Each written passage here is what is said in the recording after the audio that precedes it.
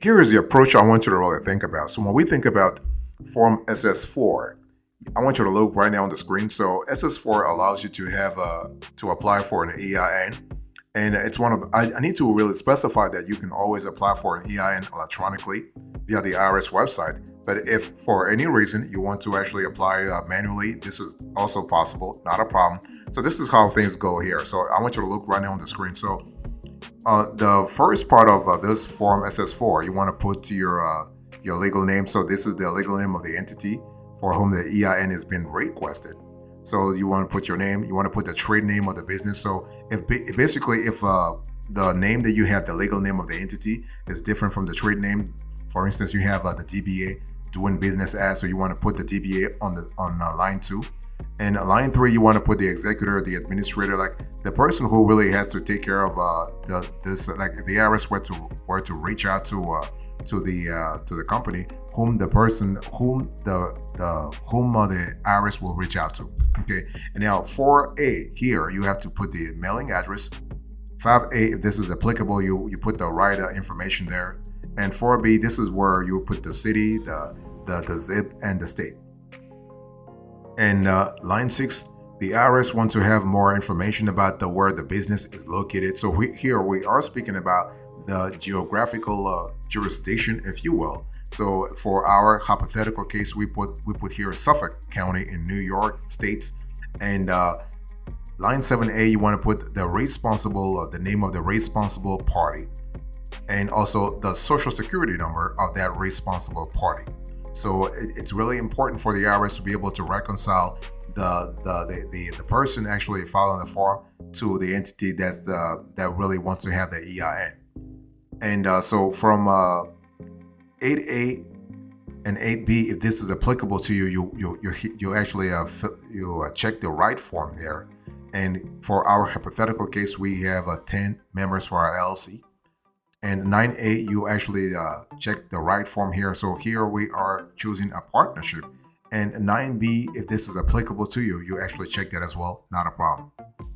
By the way, boss, welcome back to the show. It's really a pleasure to have you here. Make yourself comfortable. You are going to enjoy today's conversation.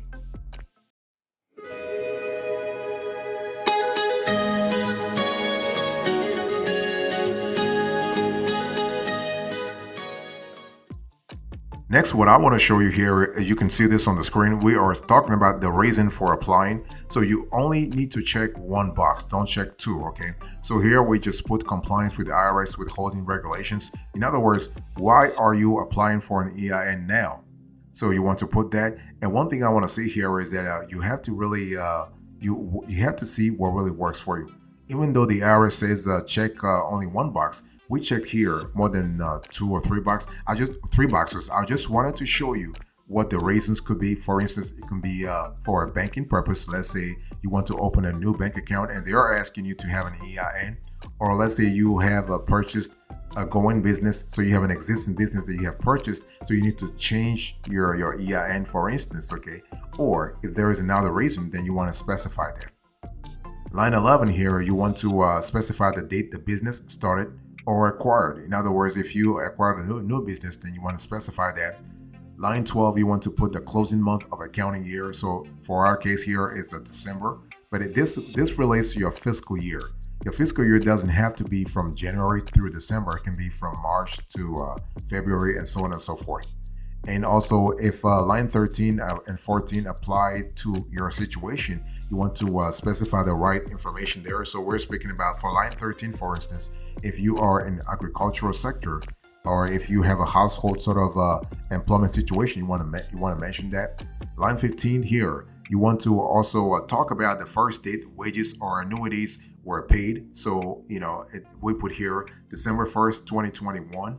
And so line 16, if this is applicable to you, you want to check what really works for you. So our case here, we put finance and insurance.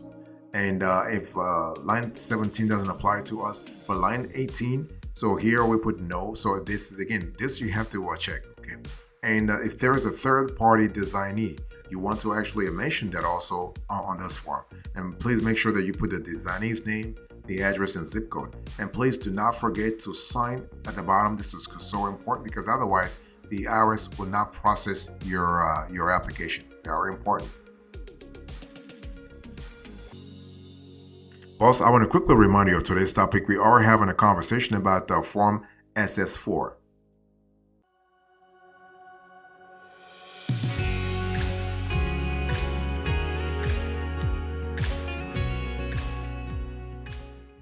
Let me give you a few pro tips here. So when we talk about Form SS-4, I've said this before that it is totally possible to file this form, actually apply for an EIN online via the IRS website. You don't have to do this manually, okay? And it's one of those things where you need to understand the IRS actually assigns an EIN to any business entity that requests it. And an EIN is basically a unique 9-digit number that identifies a business for tax purposes, and this number is used to file tax returns, pay taxes, and open a business bank account, among other things. And the EIN is also called the Federal Employer Identification Number or the Tax Identification Number. So FIN or TIN, and it is assigned to businesses, nonprofit organizations, estates, trusts, and partnerships. And so when do you really need to have an EIN? Well, there are several scenarios where you might need to have an EIN. Let's say you are hiring employees. So recently launched a new business and do not currently have any employees and don't anticipate having any in the future, then it's fine. And but if you have already hired or plan to hire employees, including household employees, and you do not have an EIN right now, you might need to apply for one. Or let's say opening a business bank account. So if you have opened a bank account and require an EIN for banking purposes only, this is totally possible. And or let's say you are changing the type of business entity. So let's say you went from sole proprietorship to LLC or C corporation or S corporation, or filing tax returns.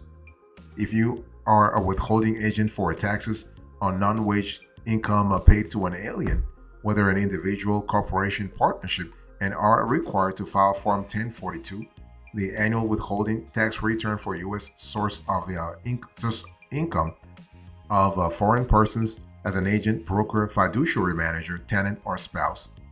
Or if we are talking about a KIOC plan, so if you have created a pension plan and required an EIN for reporting purposes, or if we're speaking about trust and estates, or applying for business licenses and permits, if you're a single member entity or an S corporation, there are a lot of cases where you might need to have an EIN.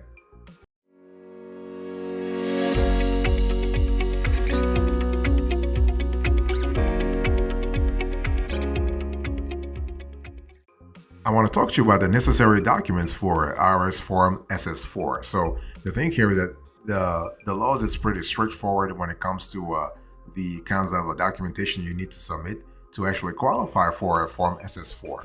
So one thing I want to say here is that you have the basics and then you have the more specific forms.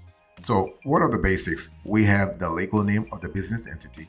So the name on file with the state though. So when you filed your business entity originally, you have something called Articles of Organization, but you also have Certificate of Incorporation. So the name on that form, the name on that document is the name you have to actually put here. And then when we talk about the trade name, as I said earlier, trade name is actually your DBA, you're doing business as, if this is relevant, okay? And please make sure that the physical and mailing address of the business entity is those two addresses are pretty accurate. And also the county and state where the business entity is located. I said this earlier, that the IRS is really not concerned, is really interested about the geography from where the request has been sent, if you will. And also the country of incorporation, if applicable. So if we have a foreign entity, the IRS wants to have a clear idea about that. And so we are also talking about the name, social security number, and address of the responsible party for the business. So when we talk about the responsible party, I just want to quickly talk about that. This is the individual who governs, supervises, or regulates the business entity, as well as its financial resources and assets. So this is actually the responsible party. And you also have to specify the type of a business entity. So if this is a partnership, this is an LLC, if this is a corporation, if this is a sole proprietorship. And so the date the business entity was started or acquired, and the principal activity of business of let's say the principal activity or products of the business entity. One thing I want to say here is that you want to make sure that you are as accurate as possible. For example, the principal activity of the business entity, this has to tie back to your NICS, to your North American industry classification. By the way, boss, I want to quickly remind you of today's topic. We are having a conversation about Form SS-4.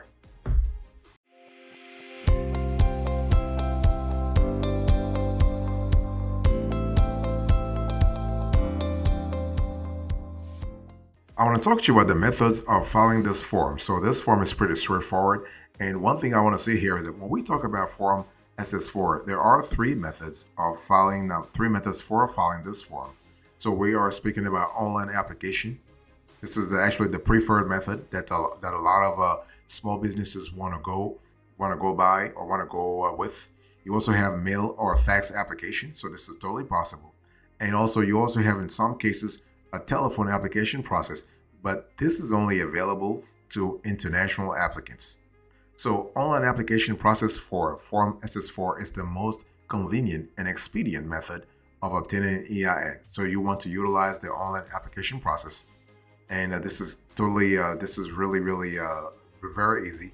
You want to apply, you want to go to the IRS website, and there is a section that says apply for an EIN online.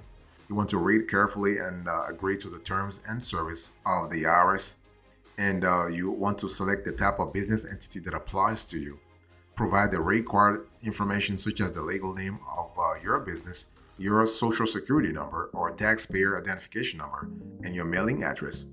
You want to answer questions about the type of business and the reason for the application. You want to verify the information that you gave and submit the application.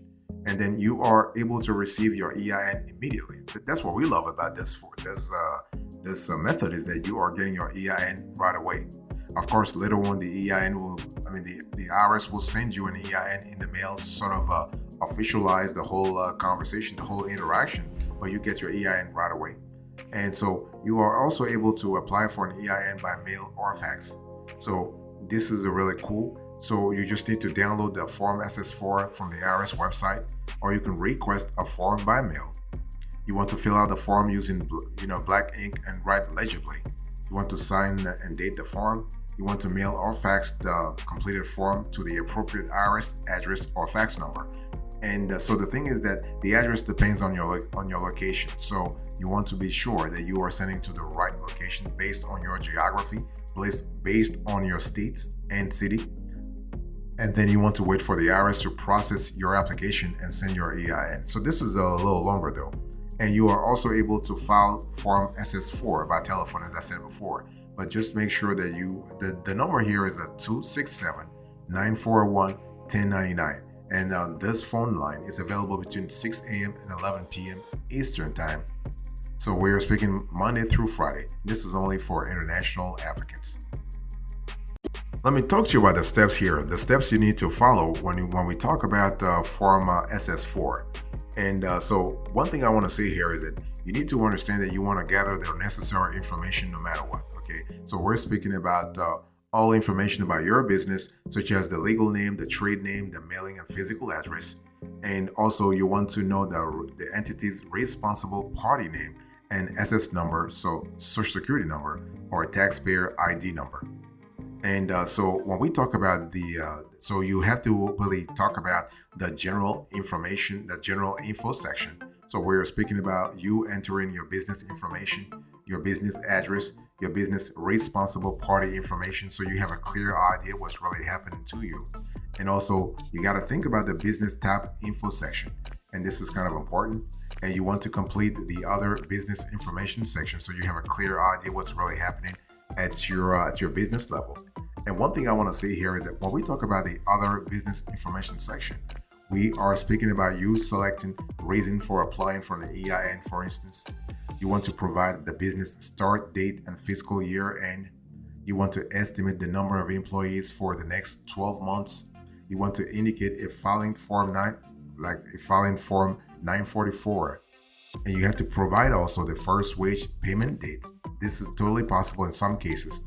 You want to describe the business activity, and this is your primary business activity. This is also important. And also you want to talk about the previous EIN application if there is one, because you want to contextualize this application to the IRS so they know whether there's something pending or not. And so you want to sign the form. So once you're done, just sign the form. And so just remember though, the form must be signed by a responsible party or fiduciary, depending on the type of entity applying for the EIN. And you want to ensure that the signature is valid and accurate. So it has to be valid. And you can submit the form online by fax or by mail. And so this is kind of important. And so once you submit everything, you will receive your EIN immediately. Not a problem.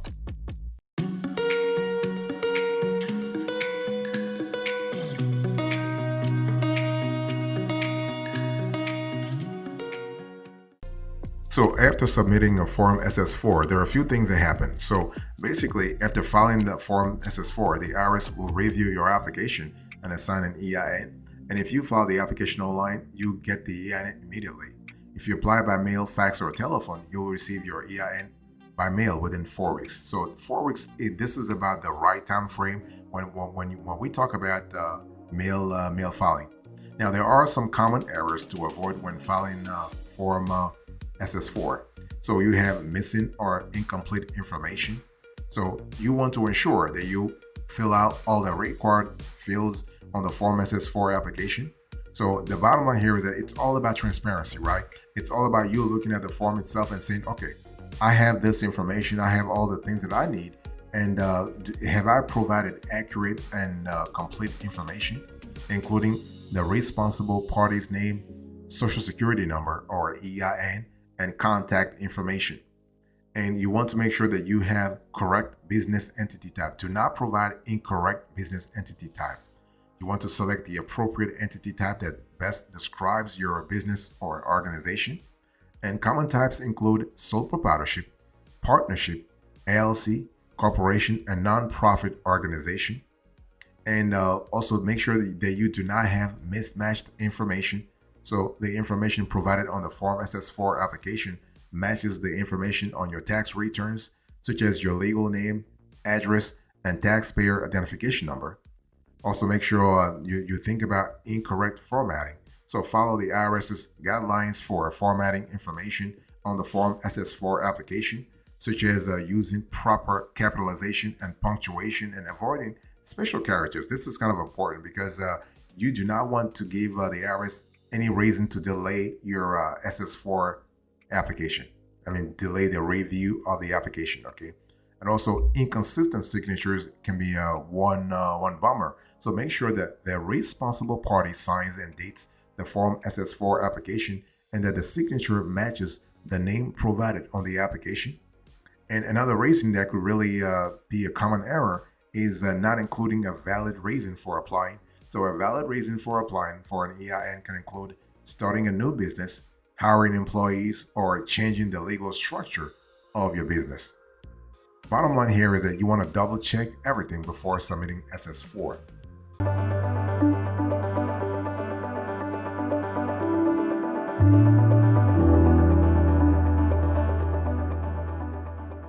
Thank you so much for your attention. I really appreciate it. Let's do a quick recap of today's conversation. So I was talking to you about Form SS-4. So I gave you the approach, the pro tips, and the steps. And now, finally, the recap. I also talked to you about the bonus, by the way.